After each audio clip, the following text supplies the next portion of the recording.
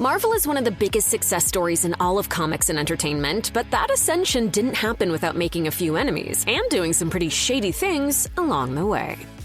The publishing house that began as Timely Comics eventually became known as Atlas Comics, which focused on quick, formulaic work that followed safe commercial trends. But Atlas was actually a division of a larger publishing company known as Magazine Management that remained the parent company of Marvel until well into the 1960s, and the flagship section was the men's magazine division. The magazines published by this division included such titles as Mail, Stag, and Swank. The features on their pages included adventure stories, sports and lifestyle coverage, sexual advice columns, and of course, pin-up photographs and illustrations. Some of these magazines even evolved into straight-up pornographic publications in later decades, although by that point they no longer had any corporate connection with Marvel.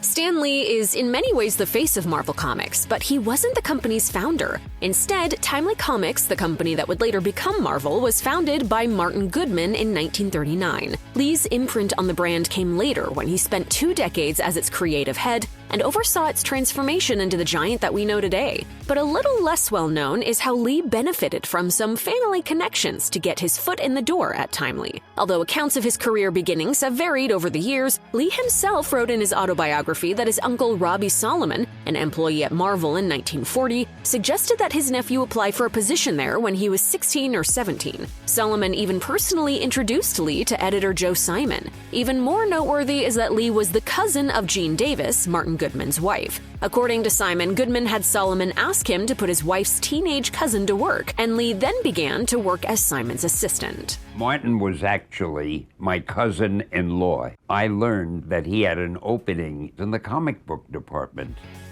In 1956, Martin Goodman decided to stop self-distributing Atlas Comics magazines, instead striking a deal with the American News Company. Alas, ANC ended up going out of business shortly afterwards due to a Justice Department lawsuit, and Atlas Comics found itself in need of a new distributor. So Atlas turned to the only company that would agree to distribute its titles, National Comics, the publisher that would later be known as DC Comics. Now slotted into the portfolio of independent news distributors, National Comics Distribution Branch, the Atlas team found itself doubly humiliated. In addition to having to rely on the distribution services of its biggest competitor, the company was also forced to accept the stifling terms imposed by independent news. Monthly production was drastically reduced, reportedly dropping from about 80 titles per month to fewer than 12. This arrangement with National Comics didn't last long, but it was certainly one of the roughest patches in Marvel history.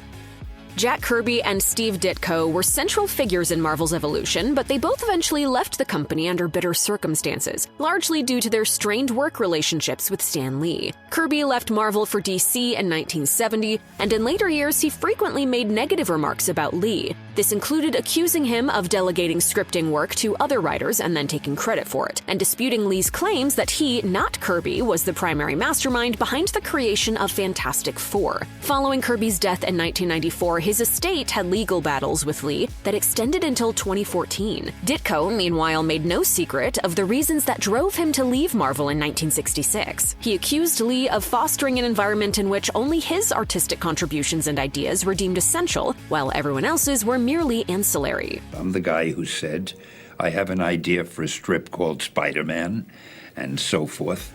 Marvel films and TV shows have a spotty track record with LGBTQ representation, and although the comics division has contributed many openly queer characters, there have been serious issues there as well. As it turns out, there may have actually been a corporate mandate expressly banning such characters. Jim Shooter worked as Marvel's editor-in-chief from 1978 to 1987, and his tenure was controversial in many respects. But perhaps the most disquieting part of his time in charge was the widely reported allegation that he explicitly forbade gay characters. For instance, Northstar, a member of the Alpha Flight team from the X-Men comics, was intended by his co-creator John Byrne to be gay, but Byrne has also stated that Shooter banned explicit mentions of the character's sexuality. To make matters worse, Shooter himself wrote a Hulk comic in 1980 that featured the first openly queer characters in Marvel history, but it wasn't exactly positive representation, as they were 2 men who attempt to sexually assault Bruce Banner in the shower at a YMCA. In the late 1980s, Marvel Comics reached the height of its commercial success with issues of Spider-Man and X-Men basically printing money. Then, in 1989, Revlon executive Ronald Perlman bought Marvel Entertainment for over $82 million. Perlman took Marvel Entertainment public in 1991. It was a decision that fell in line with the growing comic speculation bubble, in which collectors were accumulating issues in hopes of later reselling them at exorbitantly high values. In addition to buying Marvel, Perlman also shelled out massive amounts of money to buy trading companies. Marvel, meanwhile, turned its focus more and more aggressively toward making as much money as possible. This included increasing the volume of publication, betting big on crossovers, mining extra coins through variant covers, and producing more merchandise than ever. But the quality of the comics themselves didn't remain at a high level, and Marvel basically cheapened its brand and wore out its fanbase through sheer saturation.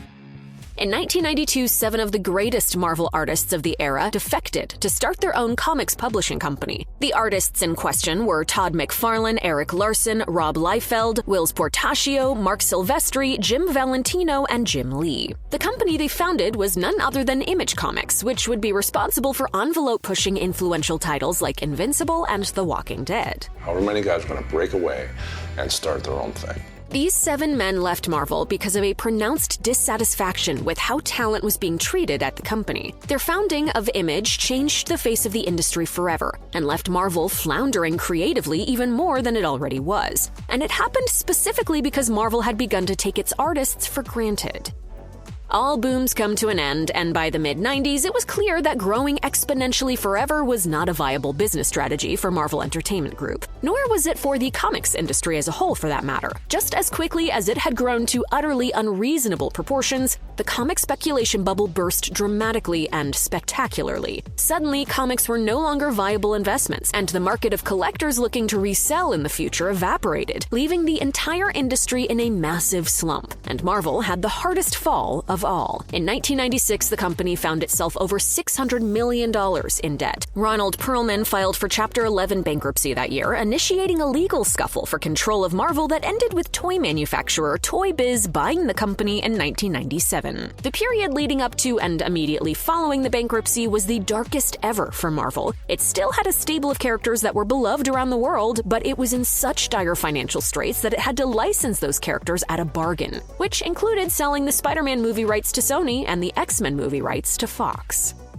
Marvel eventually recovered from its near death in the 90s by betting everything on the Marvel Cinematic Universe. While that turnaround is extremely impressive, the MCU era hasn't been without its controversies. For one thing, it may have been dispiriting to fans who espouse progressive values to see former Marvel Entertainment CEO Ike Perlmutter develop a close political relationship with Donald Trump and act as an unofficial advisor to his administration. But those who had been paying attention to Perlmutter's history probably weren't exactly shocked by that development. When people show you who they are, believe them. After all, this was the same Perlmutter who appeared to seriously oppose the idea of making a female-led superhero movie, which was revealed in one of the various emails leaked following the Sony Pictures hack of 2014. In a message to Sony exec Michael Linton, Perlmutter noted the poor financial performances of Elektra, Catwoman, and 1984's Supergirl as examples of something he'd discussed with Linton. Presumably, the idea that superhero flicks centered around women were bad business. It could be charitably interpreted that Perlmutter was suggesting that the MCU could buck this trend with female-led films of its own, but that would seem extremely unlikely considering his political affiliations and the fact that it took Marvel 10 years and the end of Perlmutter's tenure to finally release Captain Marvel. Like a lot of contemporary American action blockbusters, Marvel Cinematic Universe films are frequently made in collaboration with the American military. The Department of Defense and the Armed Forces don't officially contribute any direct funding to Marvel productions, but they have repeatedly struck deals in which they lend real military equipment and bases in exchange for script approval. This has led to a depiction of the U.S. military in Marvel movies that some fans and critics have called out as biased, if not outright propaganda. The first 2 Iron Man films, the first 2 Captain America films, and Captain Marvel all were made under such collaboration deals with the military. In the case of the latter, the plot focuses heavily on Carol Danvers' life as an Air Force pilot, and several training montages were shot in a style reminiscent of recruitment ads. This was compounded by the film also being explicitly used in Armed Forces social media marketing, and by Brie Larson shooting promos for the military. It's exciting to me to think that perhaps this film will spark something in little girls to see that they can fly.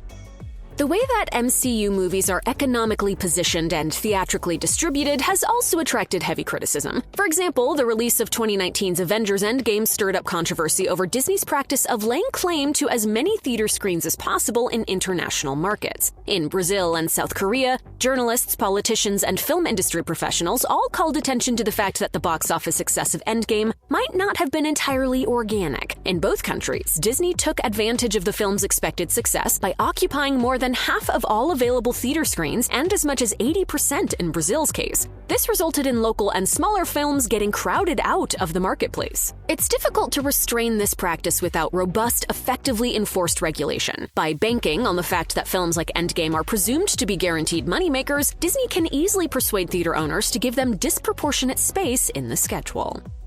Visual effects artists are among the film workers subjected to some of the harshest labor conditions in Hollywood. Most VFX work is done by contracting, as firms bid on a certain number of shots, and whichever company can offer the quickest turnaround time for the lowest rate will have the upper hand. In practice, this results in VFX artists being saddled with unrealistic deadlines and limited resources, which in turn leads to long, stressful hours. And Marvel has a reputation in the VFX industry for being a particularly overbearing client. There have been reports of Marvel imposing conditions on VFX contracts that forced workers into multiple months of 60 to 80-hour work weeks. The studio is also known for demanding near-complete visualizations very early on and then requesting numerous changes, even to finished and approved effects, sometimes up to the final weeks of post-production. After years of chatter among industry workers about how Marvel projects should be avoided if possible, the VFX workers at Marvel Studios moved to unionize in 2023. Although the in-house VFX workers are only a fraction of the hundreds of artists who work on the visual effects for MCU productions, it was still a crucial and symbolic step for a workforce that's in dire need of sturdier protections.